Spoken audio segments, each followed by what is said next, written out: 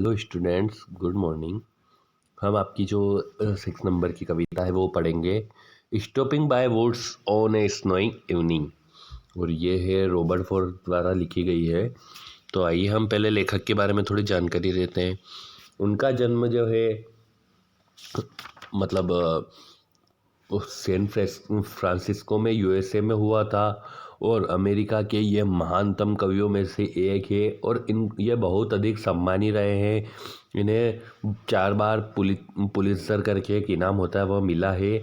20 से भी अधिक इन्होंने उपाधि और पुरस्कार लिए हैं, और इनके काव्य संग्रह में बहुत सारी चीज़ें शामिल है, जैसे Boysville, north of Boston, mountain interval, New Hampshire, west running brook, further rains, a Whitney tree, a mask of reason, a mask of mercy, और इन द क्लीनियर। तो ये जो है इनकी सारी कविताएं थी, और इनका जो देहांत है, मतलब ये इनकी जो डेथ है वो 29 जनवरी 1963 को हुई थी। आइए शुरू करते हैं। Whose woods there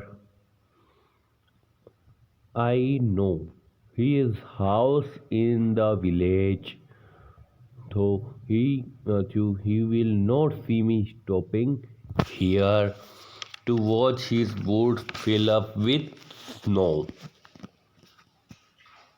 वुड्स का मतलब होता है जंगल, नो का मतलब होता है जानना, स्टॉपिंग का मतलब होता है रुकना, और वॉच का मतलब होता है निगरानी करना। तो कवि इसमें कहता है कि यह जंगल किसके हैं, अर्थात इनका मालिक कौन है।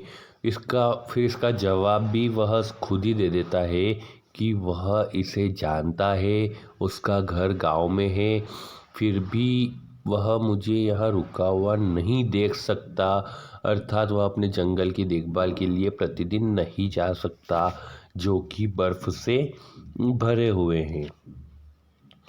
My little horse must think it queer to stop without a farmhouse near, between the woods and frozen lake, the darkest evening of the year.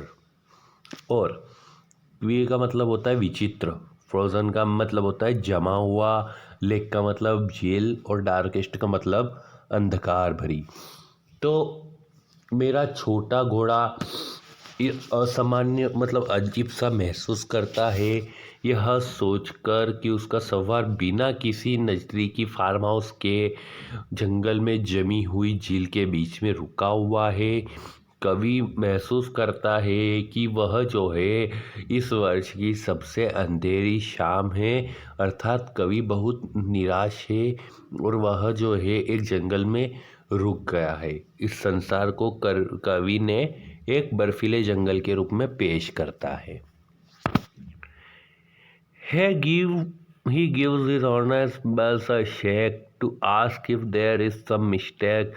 The only other sounds the sweep of easy wind on and downy flake. और harness का मतलब होता है घोड़े का साथ, shake का मतलब होता है हिलाना, इजी का मतलब होता है धीरे, और फ्लैग का मतलब होता है कण।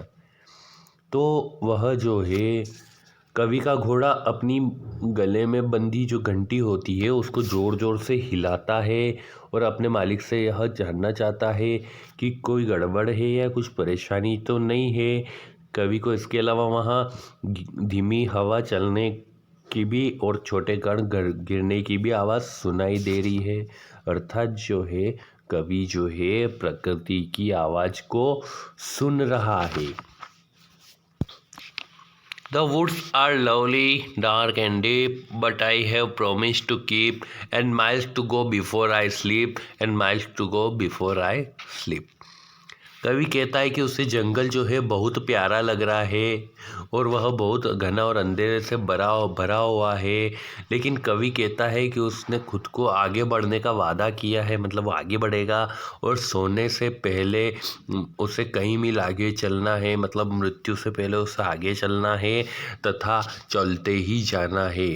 अर्थात कवि जो है मृत्यु के पूर्व इस सुंदर संसार का अधिक से अधिक भ्रमण करना चाहता है।